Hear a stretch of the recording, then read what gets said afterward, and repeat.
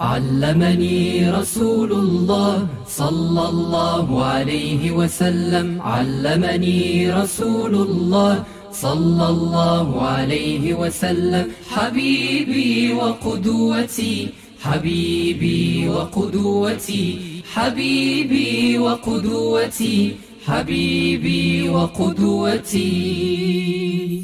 À vos marques, prêts, partez. Bravo, c'est encore Sofiane qui va gagner.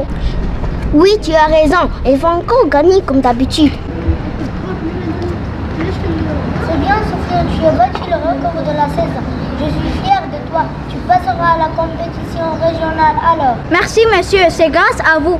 Il m'énerve avec sa fausse modestie. De qui laissez-vous parler? Bande de Soufiane, à ton avis, qui s'appelle Doc. N'as-tu pas vu son arrogance quand il parlait avec l'entraîneur? L'entraîneur prend toujours Soufiane en exemple et de limiter de notre performance. Oui, et je veux tout le temps. C'est lui qui a été choisi pour nous représenter régional. Pourquoi tu le dis ainsi? Le candidat ne te plaît pas? Non, je vous écoute seulement. L'entraînement est fini, il faut que je me dépêche d'aller me changer.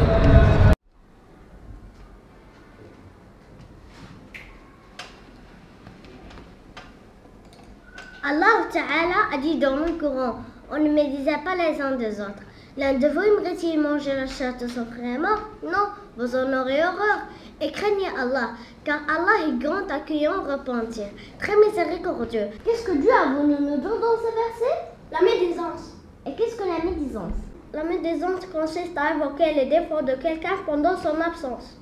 Et si ce défaut est véridique, est-ce que c'est de la médisance? Écoute le hadith du prophète sallallahu alayhi wa sallam. Sallallahu alayhi wa sallam. Qui dit, selon Abu Huraira, savez-vous ce que la médisance c'est dire? Dieu et son messager le savent mieux que nous. Il dit, c'est quand tu as dit à ton frère des choses qu'il n'aime pas, il dit, que penses-tu ce que je dis à mon frère qui existe réellement? Il dit, c'est ce que tu dis et lui est vrai, tu as médit de lui. Et s'il n'est pas vrai, tu as proféré à ce mon contre un message effronté. Comme ça, notre prophète sallallahu alayhi wa sallam nous apprend, même si ce faux s'avère vrai, ils ne doivent pas parler dans le dos des gens. Même si ce défaut n'existe pas, tu as commis deux péchés, la médisance et le mensonge. La médisance n'est possible que par la parole? Non, Samy, la médisance peut s'exprimer par plusieurs moyens. C'est la médisance non verbale, gestes, actes, écriture exprimant et désignant en personne d'une manière déplaisante. Et celui qui écoute est lui aussi fautif? En effet, celui qui écoute est aussi fautif que ce qui parle, sauf s'il exprime son désaccord par la pensée ou le cœur. Et comment doit-il dénoncer? Il doit couper la parole du pécheur, il doit défendre la victime et lui rendre sa dignité. Ou alors changer le sujet, ou bien quitter l'assemblée. Et s'il ne fait pas ça, il deviendra aussi coupable comme les autres. Comme nous a prévenu notre prophète sallallahu alayhi wa sallam. Sallallahu alayhi wa sallam. Oh, vous qui croyez avec vos langues, mais pas avec vos cœurs, ne causez pas de tort aux musulmans et ne cherchez pas leurs fautes, car celui qui cherchera leur erreur, Allah cherchera ses erreurs. Et celui dont Allah cherchera les fautes, il l'humiliera, même s'il les a commis de l'intimité de sa propre maison. Notre séance est terminée. À la séance prochaine, Inch'Allah.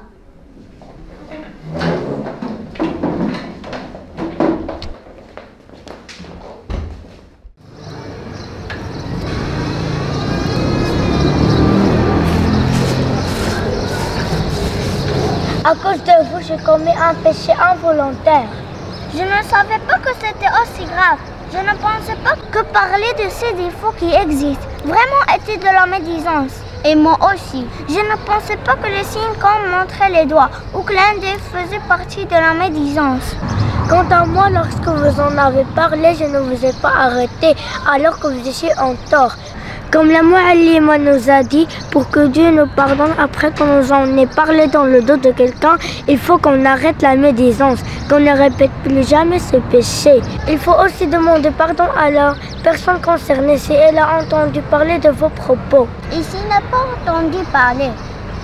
Comme la Mu'allima nous a dit, il faut lui répéter, il faut faire des invocations pour cette personne. À partir de maintenant, je ferai beaucoup d'invocations à notre cher frère Soufiane. Et je ne parlerai que de bien de notre cher Soufiane.